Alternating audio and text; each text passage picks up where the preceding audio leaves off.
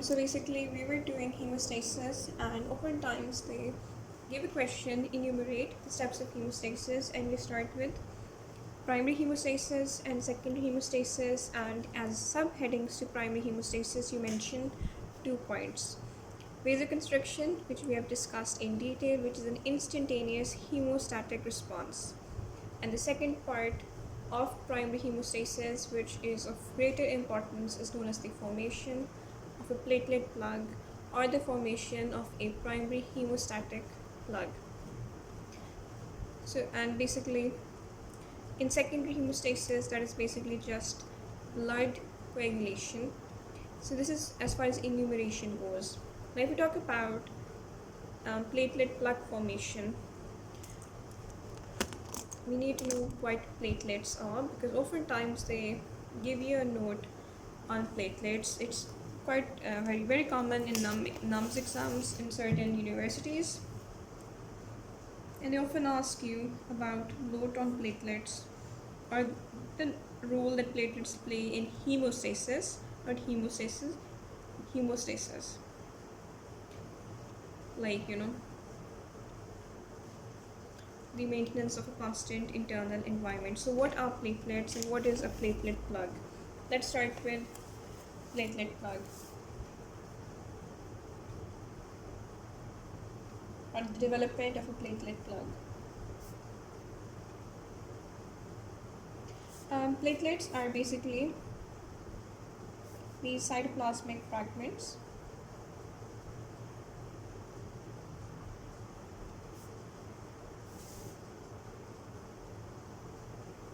There are these cytoplasmic fragments that are devoid of a nucleus. They do not have a nucleus.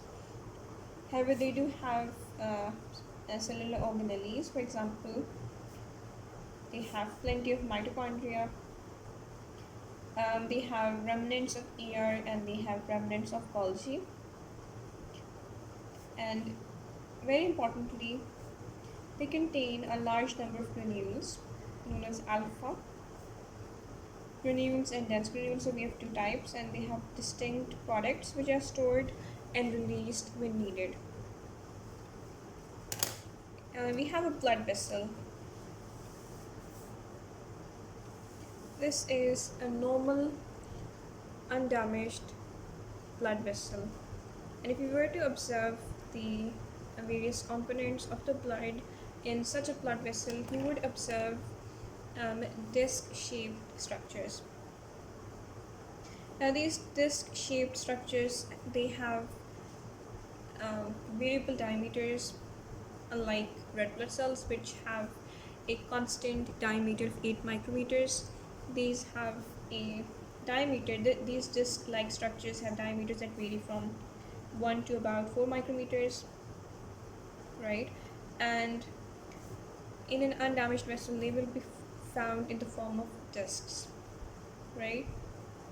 And they will be fairly common, right? So if someone were to ask you the normal platelet count, it's about 150,000 to 300,000 per microliter of blood. And microliter is, I guess, about per millimeter cube of blood, right? So they're fairly common. This is for a undamaged blood vessel. So the question arises, how do these separate cytoplasmic organelles, how do they form a platelet plug? When do they form it, and what sort of changes lead to their formation? If there's a simple question, what is a platelet plug? A platelet plug is basically, it's an aggregation of platelets that block a defect in a blood vessel, so obstructing blood flow to the defect and achieving hemostasis. So what is it?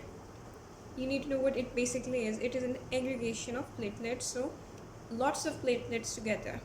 That is what aggregation means. And what is it doing? It is located at the site of a defect in a blood vessel.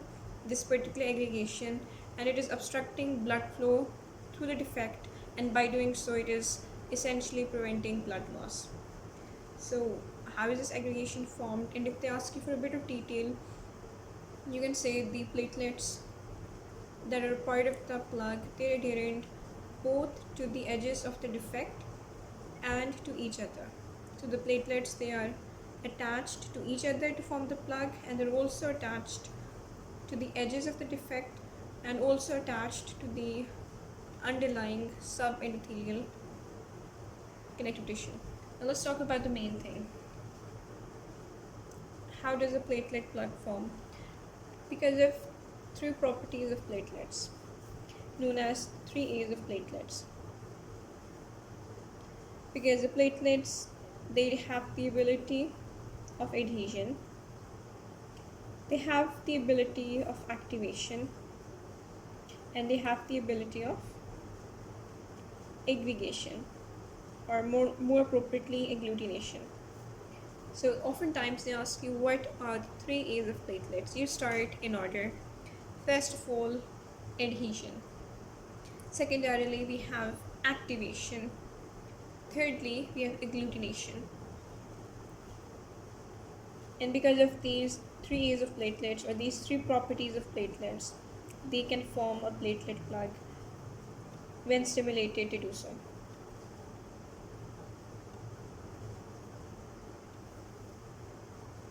Right, so you have an SAQ. How is a platelet plug formed? Whenever a particular blood vessel, for example, this one is damaged, there is a defect or an opening in the blood vessel.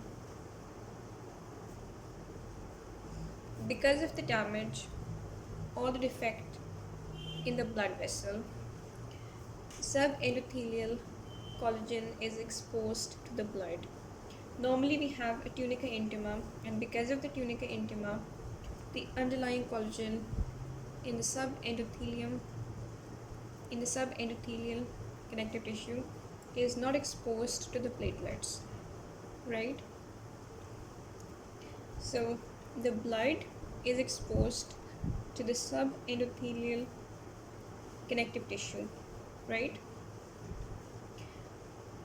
The platelets in the blood, they come into contact with this subendothelial connective tissue, and they bind or they attach to the collagen fibers which are a part of this subendothelial connective tissue, right? What collagen fibers?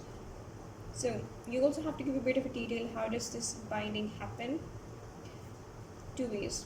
First of all, we have what we call as particular receptors. They are known as, I guess, 2B receptors. My apologies, glycoprotein 2A receptors. So we have these platelets floating in the blood without a care, and on their surface they have these glycoprotein receptors known as GP2A receptors. They may have plenty of them, but this is not binding to anything because it does not normally come into contact with its complementary substance. But when there is damage incurred by the blood vessel, there is a defect in the blood vessel, the blood is exposed to the subendothelial connective tissue with its collagen fibers. The platelet basically, they come into contact with the collagen. The platelets, they bind to the collagen via their glycoprotein 2A receptors. This property is known as adhesion because the platelets are attaching to a non-platelet surface, most prominently collagen. It is very important in terms of in terms of MCQ that you know about platelet plug formation. You need to know the name of these receptors. Glycoprotein 2A. Now, adhesion is promoted, or adhesion is intensified by a very important substance which is normally present in the plasma, known as von Willebrand factor. Whenever there is a defect in the blood vessel and subendothelial collagen is exposed, this von Willebrand factor, which may normally be floating in the blood, comes into contact with the collagen fibrils, and one end of this factor basically attaches to the collagen fibril, and the other end attaches to a complementary receptor on a platelet. Now, what kind of receptor? It's basically 1B, 1X receptors. Yep. So we have these 1B, 1X receptors. So also there's binding of the collagen to the platelets, which is von Willebrand factor mediated via 1B, 1X glycoprotein receptors. So this is also part of adhesion. Now, oftentimes they might ask you, define the 3 A's of platelets, or the platelets have 3 important properties. The first one is adhesion. What is adhesion? Your answer will be, adhesion is the property of a platelet by which it attaches or it binds to a non-platelet surface. The non-platelet part of this definition is very important. They might ask you, adhesion of platelets is mediated by what factor? You don't have to, or you don't need to, or you shouldn't enumerate the receptors. They're asking for the factor that mediates the adhesion, and the answer is the von Willebrand factor. They might ask you, where is the von Willebrand factor produced? Generally speaking, the von Willebrand factor is indeed produced and stored by the platelets, but it is also found in significant quantities floating around in the plasma. Then they might ask you the name of the receptor with which a platelet binds to one end of a von Willebrand molecule, and the answer will be 1B, 1X. So it is very important that you know the name of these receptors. Right.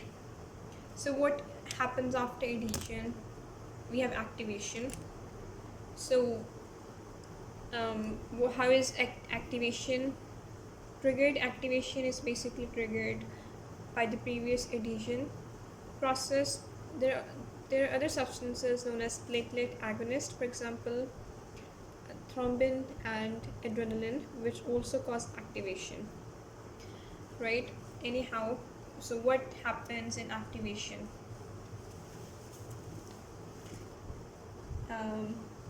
As a part of the process of activation, platelets, they undergo drastic changes in terms of shape, in terms of size, and they also undergo degranulation. So what are the steps? First of all, there is phospholipase A2, a particular enzyme.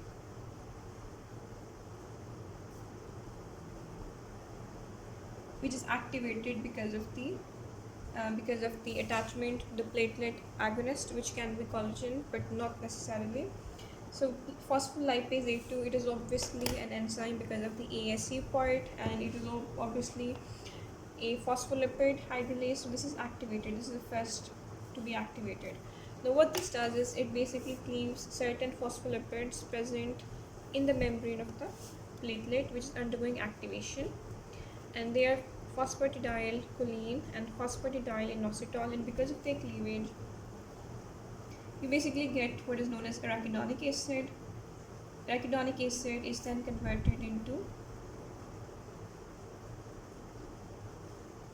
Thromboxane A2. Now this is something you're very familiar with. We've talked about this in vasoconstriction. But Thromboxane A2 is produced in the platelets as part of the process of activation.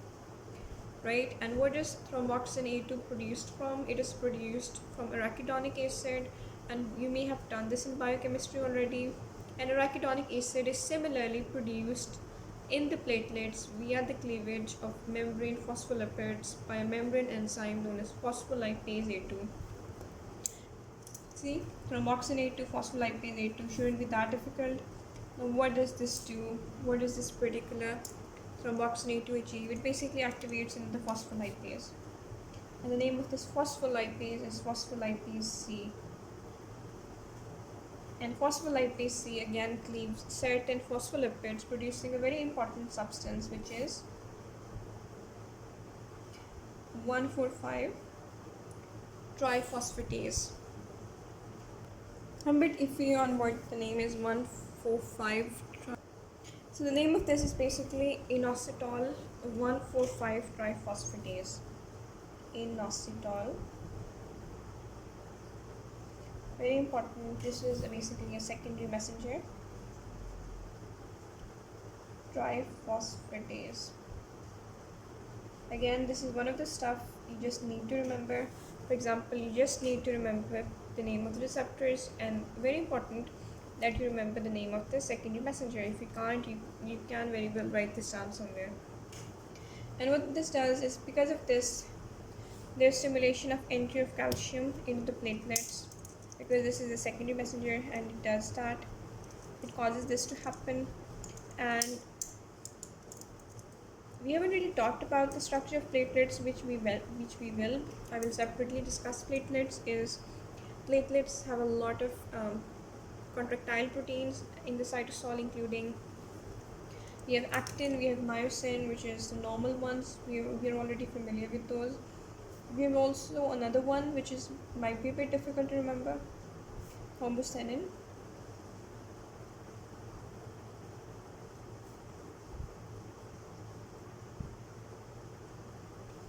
Right? And because of the entry of the calcium, among other situations,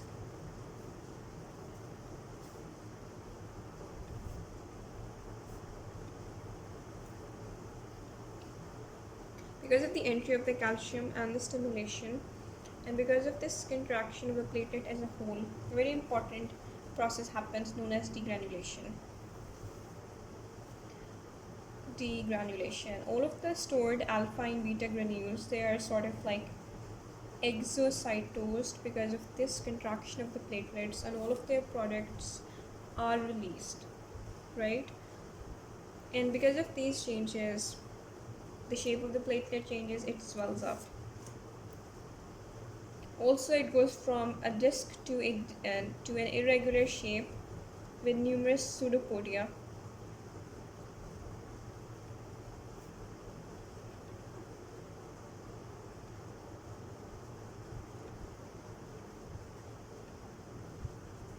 Right? And as part of the constituents of these alpha and dense granules, we have ADP and we have thromboxane A2 in the stored state, right? Now these mediate the next part of this platelet action, which is agglutination. ADP has these particular receptors on the platelet surface known as purigenic receptors.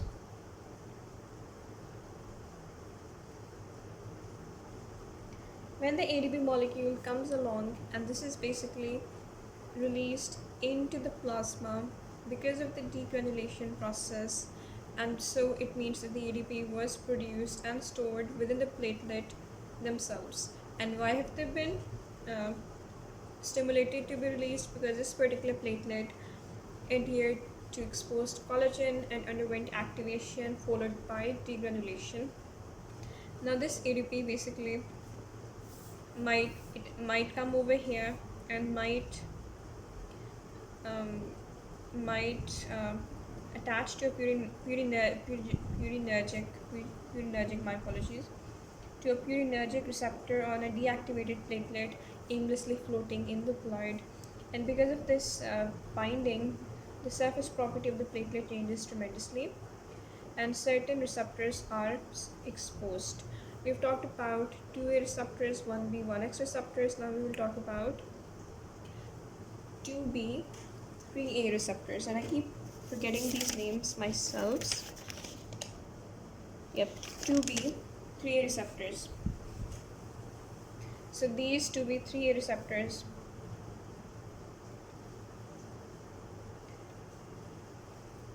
right, they bind to one end of a fibrinogen molecule, whereas the other end of the same fibrinogen molecule binds to another 2B3 receptor on another activate ADP bound platelet. And so this is how agglutination happens. The platelets stick to each other, forming a platelet plug.